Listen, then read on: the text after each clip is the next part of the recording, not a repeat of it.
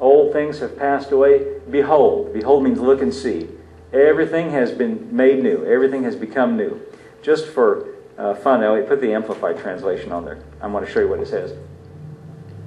Therefore, if any person is engrafted into Christ, the Messiah, he is a new creation, a new creature altogether. The old, the previous moral and spiritual condition has passed away.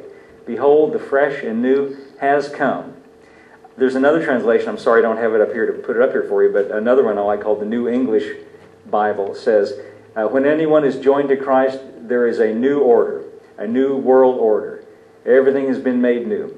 Now, what is this new order of things, this new kind of world that we are brought into? Well, I want to read you, in conclusion, a quote from a book I have called Reigning with Christ. It's by an author named F.J. Hugel, and he's talking about this exact verse, and he's commenting on it, and he's making the point that as Christians, what we need to realize is that because we have a new life given to us, and by the way, this is what it has to do with the resurrection. It's a new life that Jesus brought into the world on our behalf when he was raised from the dead. We're already participants in a new order of things. Let me just read you this little quote because I like it. It says, because of the life of Christ within, that is in our lives, like Paul just said, Christ lives in me. Because of the life of Christ within, all is now in order. Instead of an earthly order, it is a celestial order, and the love of Christ constrains us. Where once pride ruled with an iron hand, now the humility of Jesus prevails. Where once lust for pleasure was an overmastering passion, now the desire to serve and help others surges with overwhelming force. Where once vainglory with a secret eye to one's own self-aggrandizement in everything reigned, now there is a willingness to be nothing if only God may be glorified.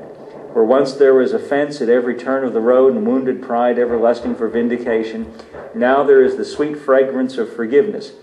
The forgiveness of Jesus steps in to glorify what would have otherwise been unbearable. Where once there was a fever of haste and rush, now the peace of God's time and place and order brings days of heaven upon the earth. Isn't that a great thought? Well, you might be thinking, well, I wish that could be true about me. Well, you know what? It is true about us. It's true about each and every one of us as Christians. And what's missing for us, if it is just to identify with that.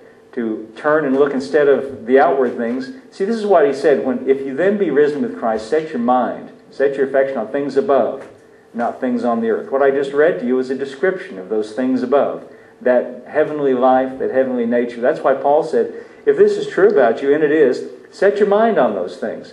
What happens if you set your mind on those things? Well, you know, it's like the thermostat back there on the wall.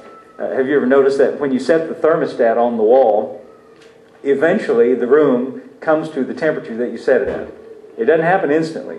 But you know, that little thermostat, it's just a little plastic thing. But it's hooked up to something with a lot of power in it, right?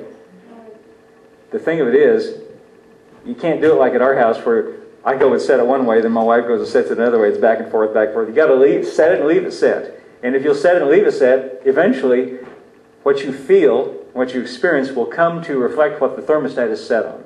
And the same thing is true with what Paul said. Set your mind on things above.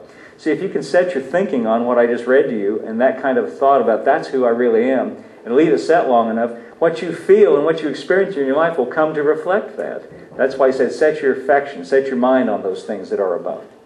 Because he made us partakers and participants in everything that he did for us, both in his death but also in his resurrection.